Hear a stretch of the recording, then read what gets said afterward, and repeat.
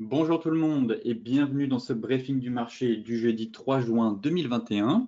Avant toute chose, je vous laisse prendre connaissance de l'avertissement légal sur les risques.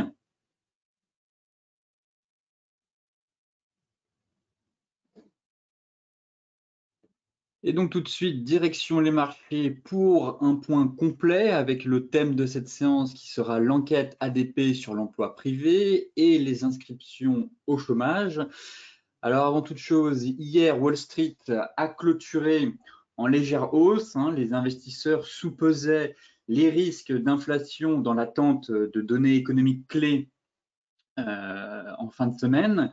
Le secteur le plus performant depuis le début de l'année au sein du S&P 500 reste le secteur de l'énergie qui poursuit son ascension sur fond de hausse des prix du pétrole notamment. Par ailleurs, les investisseurs, ils continuent de guetter les signes d'un rebond de l'économie et aussi d'une hausse de l'inflation, en attendant les indicateurs clés du marché du travail, avec, comme je vous le disais, la publication ce jeudi du nombre d'inscriptions hebdomadaires au chômage aux États-Unis, puis des chiffres mensuels de l'emploi demain avec le fameux NFP. Par ailleurs, la question maintenant est aussi de savoir si la Réserve fédérale américaine va changer de politique face à la hausse de l'inflation qui préoccupe les marchés quand même depuis plusieurs semaines. Hier, on a eu Patrick Harker, le président de la Fed de Philadelphie, qui a déclaré que la reprise de l'économie américaine et le rebond du marché du travail pourraient justifier que la Banque centrale commence tout simplement à réfléchir à la meilleure manière de réduire le rythme de ses achats de titres. Donc ça aussi, il va falloir surveiller comment le marché réagirait si la Banque centrale européenne, surtout la Fed, commençait à se retirer doucement du marché, étant donné que l'ensemble des bourses est quand même sous perfusion depuis maintenant un an. Même si cela dure depuis des années, on va dire qu'on a mis un coup de collier depuis la crise du Covid.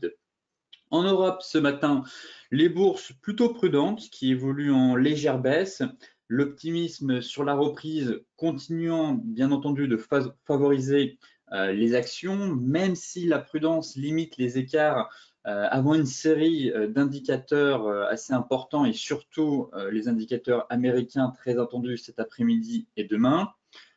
Cet après-midi, justement, on aura à 14h15 l'ADP sur l'emploi privé aux États-Unis, suivi des chiffres hebdomadaires des inscriptions au chômage à 14h30. Et en effet, on terminera, comme je vous le disais, vendredi avec le rapport mensuel du département du travail. Et celui-ci pourrait en effet influencer les décisions que la Réserve fédérale prendra le 16 juin sur sa politique monétaire et le discours qu'elle tiendra aussi sur l'inflation et les perspectives justement d'évolution de ces achats d'actifs.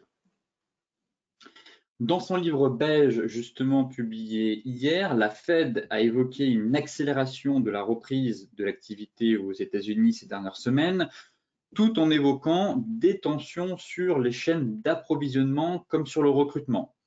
Elle a par ailleurs ensuite annoncé son intention de commencer à liquider un portefeuille d'environ 14 milliards de dollars d'obligations d'entreprise acquises l'an dernier dans le cadre des mesures d'urgence prises face à la crise du coronavirus. Donc, on commence maintenant doucement, en tout cas plusieurs membres de la Fed évoquent la possibilité que la Réserve fédérale ne soit plus aussi présente pour soutenir les marchés.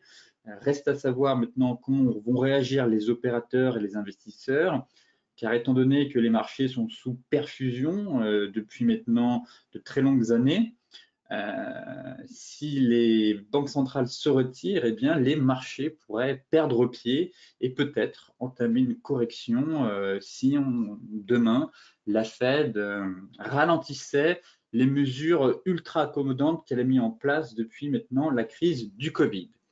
Et donc justement, pour voir un peu l'impact des banques centrales sur les marchés financiers, ici c'est un graphique qui représente le bilan des banques centrales par rapport à la valeur du marché des actions et des obligations.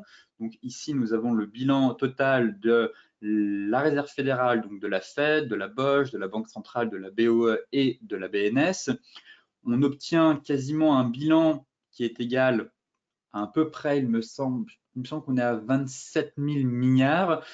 Selon les perspectives et les prévisions de JP Morgan et Goldman Sachs, on devrait atteindre quasiment les 30 000 milliards d'ici la fin de l'année.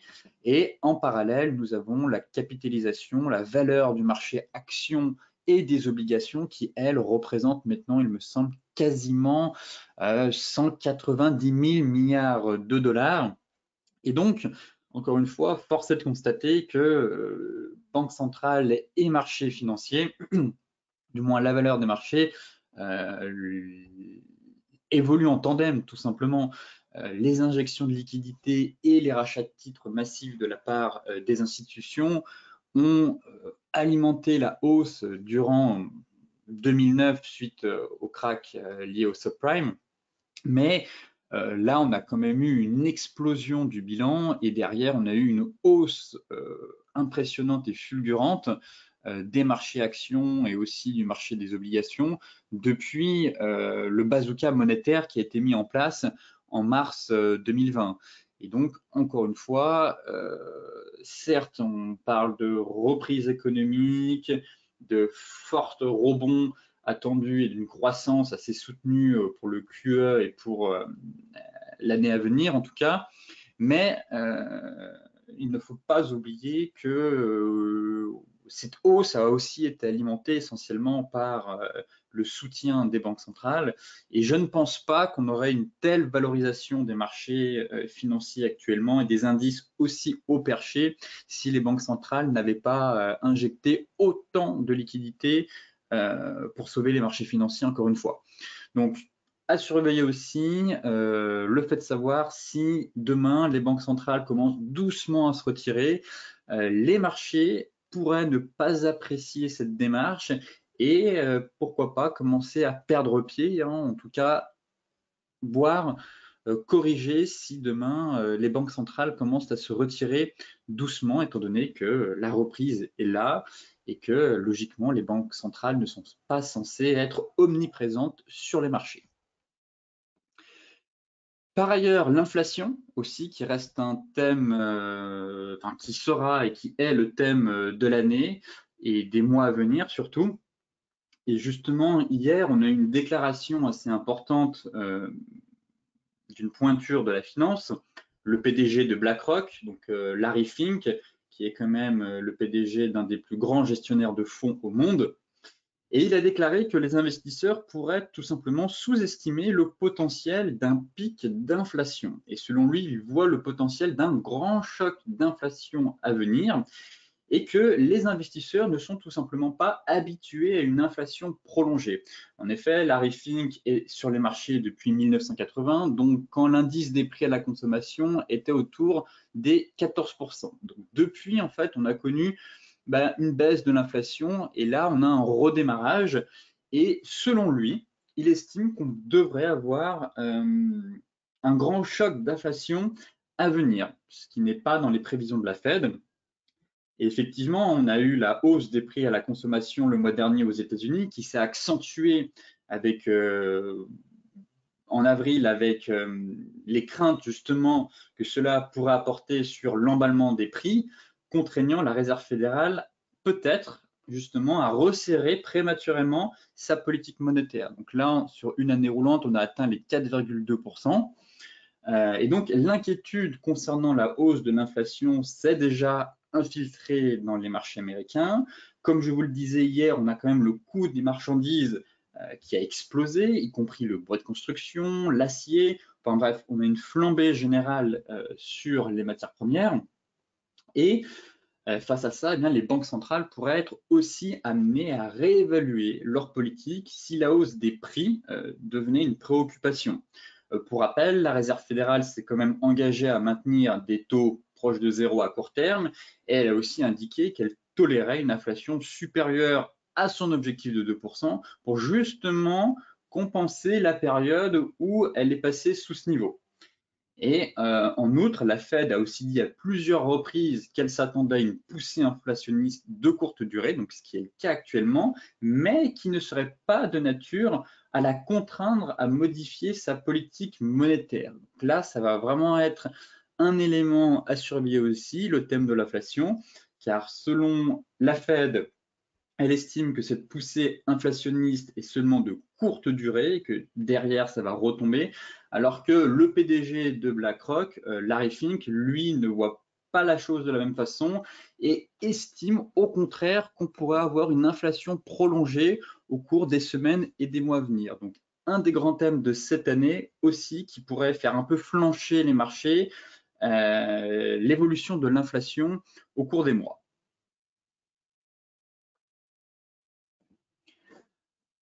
Côté graphique, maintenant, on va s'intéresser aux indices avec le CAC 40 qui cède un peu du terrain ce matin.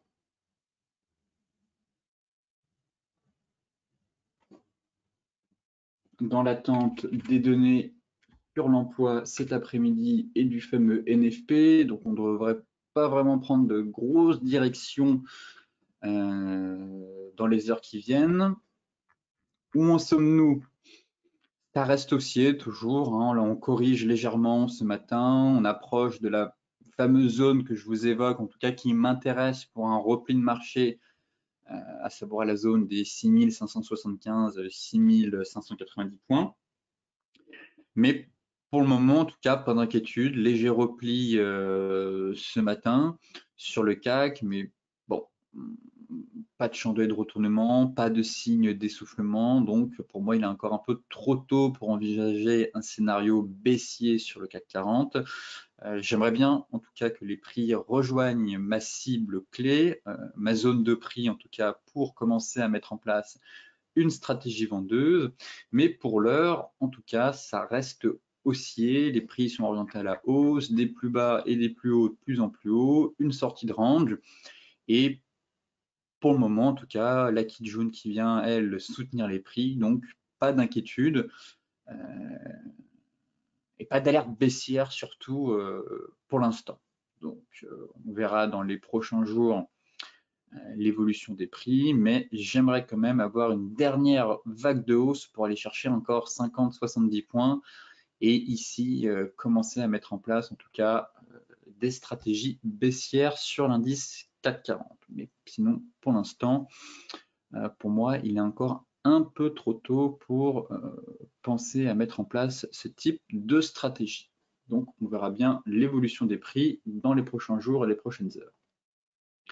Concernant le DAX, même constat, phase de stabilisation aussi sur l'indice allemand qui vient un peu faire son pullback sur les anciens plus hauts des 15 500 points. La même chose sur le DAX.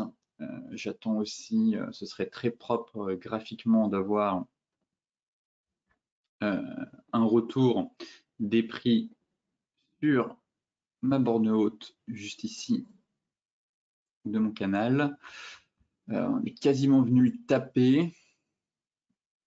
Mais pareil, si on arrive à avoir, en cas de bon NFP, une dernière vague de hausse pour aller chercher la borne haute, en tout cas, c'est ce niveau clé que je surveille sur l'indice allemand, la zone des 15 700, 15 750. En tout cas, là, pullback, pas grand-chose depuis le début de la semaine. De toute façon, c'est assez calme dans l'attente du prochain catalyseur.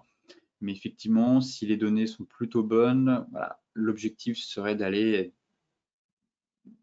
chercher vraiment cette borne haute vers les 15 750, 15 800, pourquoi pas sur excès sur mèche pour commencer à s'intéresser à une stratégie vendeuse sur Nice allemand. Mais pour l'instant, trop tôt selon moi pour se positionner à la vente sur le DAX. On est sur un gros niveau de support à 15 500. Éventuellement, si on commence à repasser sous les 15 350, ça pourrait devenir intéressant. Mais pour l'heure, sur les indices, c'est un peu le calme plat. Il n'y a pas grand-chose à faire, étant donné que le marché attend des données clés. Le Dow Jones.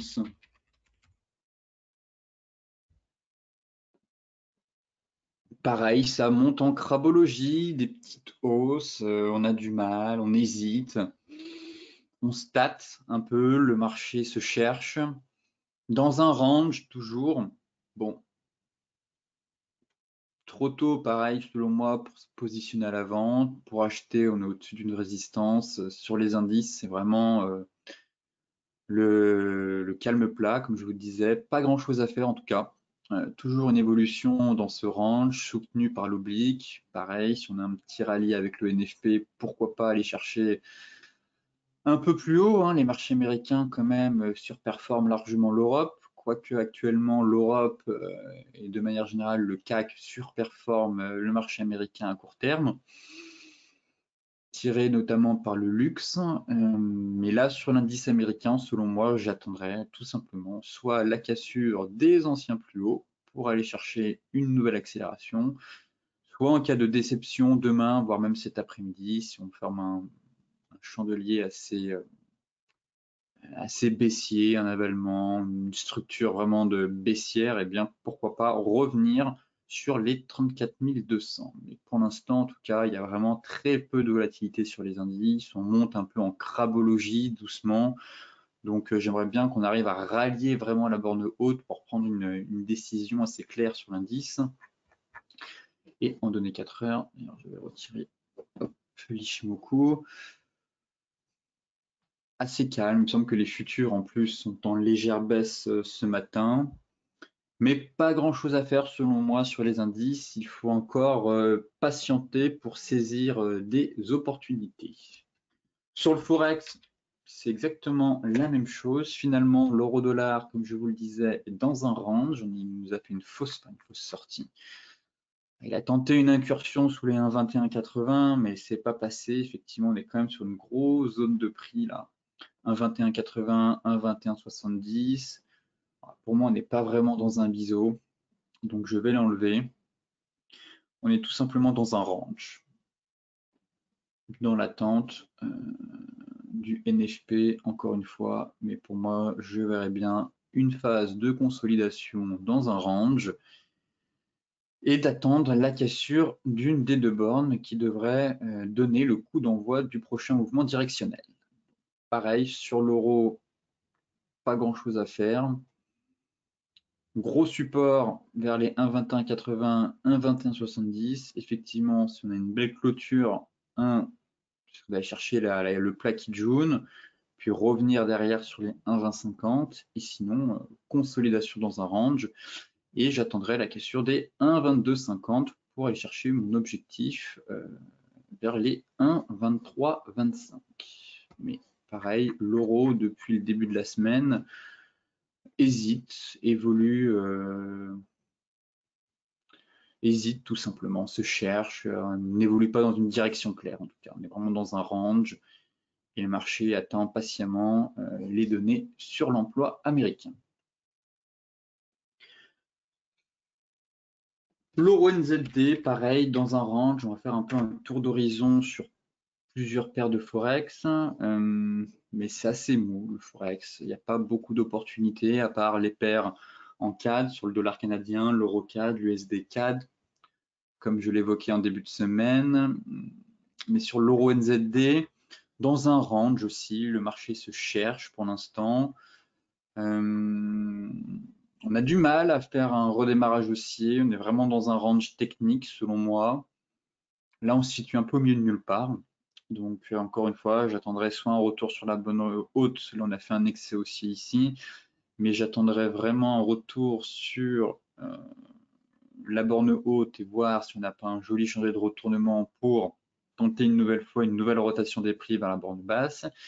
Et sinon, en cas de break des anciens plus hauts, eh bien, pourquoi pas sortir de cette phase de congestion un peu et déclencher une nouvelle vague haussière en direction des 1,7190. En données 4 heures, bon, on tente de rallier justement cette borne haute. On n'a même pas fait une rotation complète des prix, mais on repart à la hausse. Mais on se situe au milieu de nulle part, pour l'instant en tout cas, sur l'euro NZD. Donc celles et ceux qui sont à l'achat, eh bien, votre objectif serait de rallier la borne haute dans un premier temps. En cas de cassure, on remonte le stop et on essaye d'aller chercher la prochaine zone. Et sinon, on essaye de surveiller un chandelier de retournement ou une structure baissière via un indicateur, via des figures chartistes ici, pour de nouveau entamer une phase de ping-pong entre les deux bornes avec une stratégie de trading range. Le NZD-USD qui lui est un peu plus stimulant, j'ai envie de dire. On est dans un triangle, pareil, pas grand chose à faire encore une fois, mais on consolide. Donc à noter, je vais enlever ici du coup pour que ce soit plus propre, voilà. On est dans une tendance haussière, toujours. La borne haute de ce triangle, on va quand même prendre les deux mèches ici, mais ça correspond au prix psychologique des 0,73. Tendance haussière et phase de consolidation dans un triangle. Donc là, les prix tentent de rallier la borne basse, donc à surveiller. On se stabilise sur pas mal de paires de Forex, je trouve. Autant on a des paires de Forex qui sont vraiment très directionnelles. Je pense la livre sterling face au yen, l'euro face au yen. On est vraiment en mode fusée un peu, c'est très directionnel. Donc là, il faut essayer de trouver des points d'achat sur des replis de marché. Mais sinon, sur d'autres paires, on est vraiment dans une phase là de consolidation. En données hebdomadaires, voilà, on bute quand même sur une grosse résistance, les 0,73. Donc là, pareil, c'est vraiment une très grosse zone de prix. Donc logiquement, en cas de sortie par le haut, ça pourrait donner une belle impulsion haussière.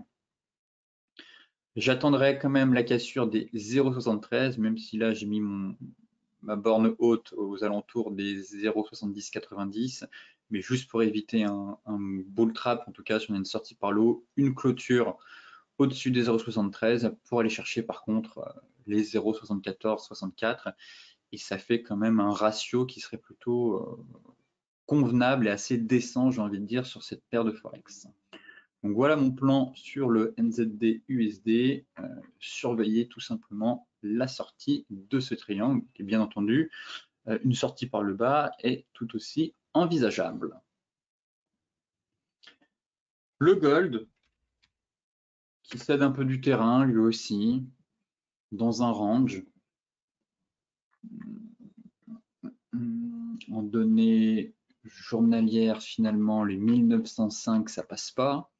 C'est quand même un beau niveau, hein, les 1900, 1905, si je me mets en mensuel. Ça,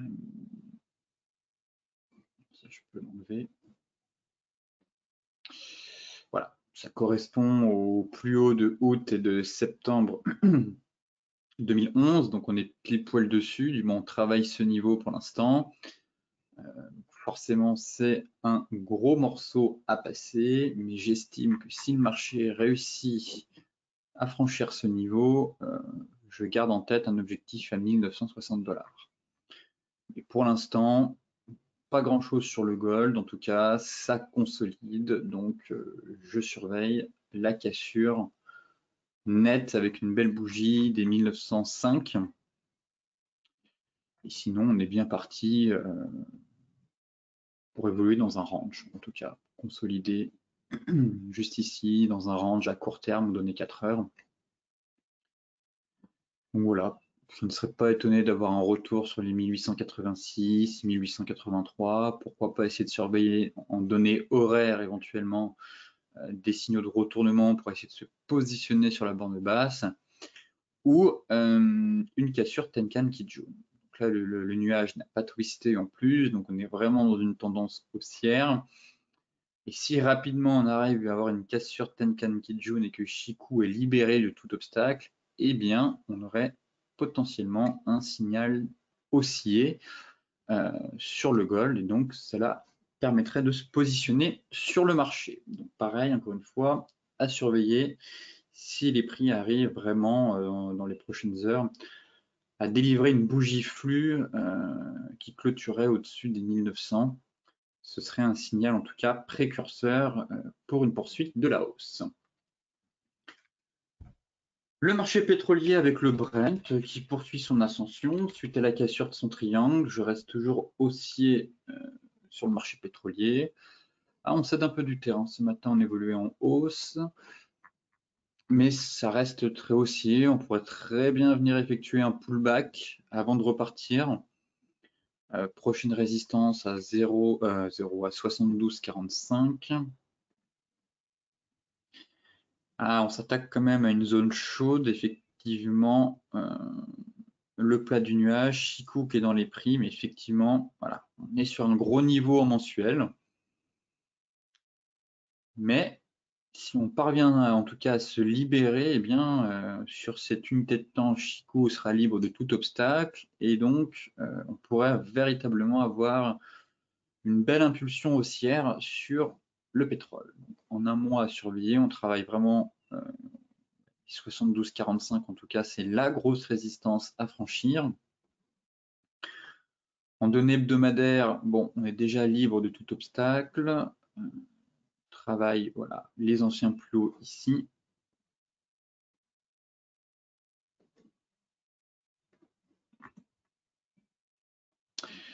Mais je reste quand même haussier sur le pétrole. De toute façon, on n'a aucun signal vendeur. Potentiellement, la formation d'une divergence qui pourrait venir dans les prochaines semaines, mais bon, pour l'instant, pas d'inquiétude, elle n'est absolument pas validée et donc pas d'anticipation. Et en daily, je reste haussier. Même chose en 4 heures. Donc pourquoi pas avoir un pullback, un premier échec, venir pullbacker avant d'accélérer. Donc mon objectif reste quand même aux alentours des 75-60 sur le pétrole. Bien entendu, l'objectif théorique, lui, se situe à 80, mais ça fait un peu haut. J'estime qu'on est quand même déjà sur des niveaux élevés sur le pétrole, mais on peut toujours monter plus haut, donc pas de biais à avoir sur le marché pétrolier. Concernant le light, c'est exactement la même chose, c'est un copier-coller du Brent et vice-versa. Là, pour le coup, on a réussi à break notre résistance. D'ailleurs, j'ai toujours pas mis mes prochains niveaux clés. C'est ici où on a un gros morceau. Et d'ailleurs, c'est l'objectif théorique du triangle qui est juste ici, il me semble. Voilà, donc là, on a vraiment une grosse zone de prix. Ça va être un gros morceau à aller chercher. Une belle zone de polarité entre les mèches et la mèche ici. D'ailleurs, c'est l'objectif théorique du triangle.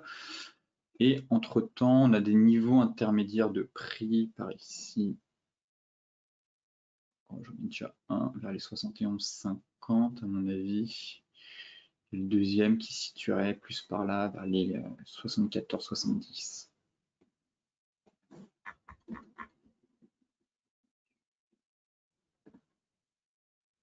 C'est à peu près ça, on retrouve ces niveaux juste ici. Donc première résistance franchie, en tout cas sur le WTI. Je vais voir si je mesure la hauteur de ce triangle en logarithmique. Non, je suis bien linéaire, donc c'est bon. Mais ça nous donne bien un objectif de prix, voilà, vers la fameuse zone. Ça, ce serait l'objectif théorique, qui reste assez haut, mais qui n'est pas du tout... qui reste envisageable, du moins. Donc pour ma part, maintenant, prochain niveau à aller chercher, 71,50.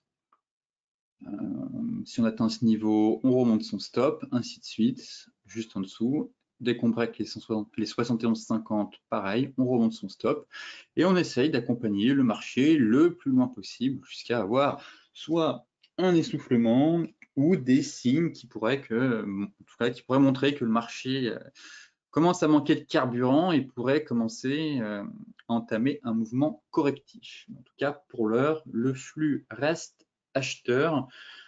Le flux est haussier et les acheteurs gardent la main.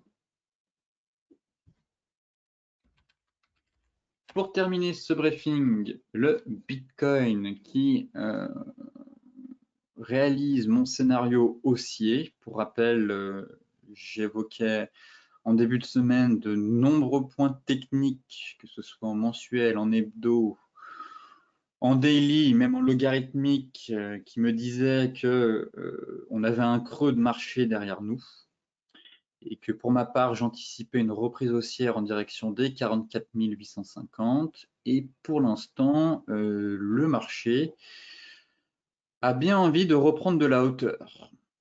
Donc, cette divergence est validée.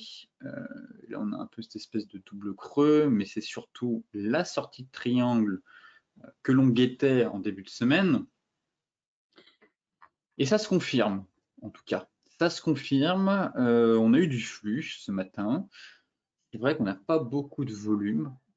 Donc, je regarde les volumes et on n'a pas beaucoup de volume par contre. Mais en 4 heures, ça se confirme. On a cette sortie de triangle par le haut. Si je reporte un peu l'objectif théorique, ça nous donne quand même un objectif aux alentours de, si j'arrive à prendre ma flèche, 50 500 $.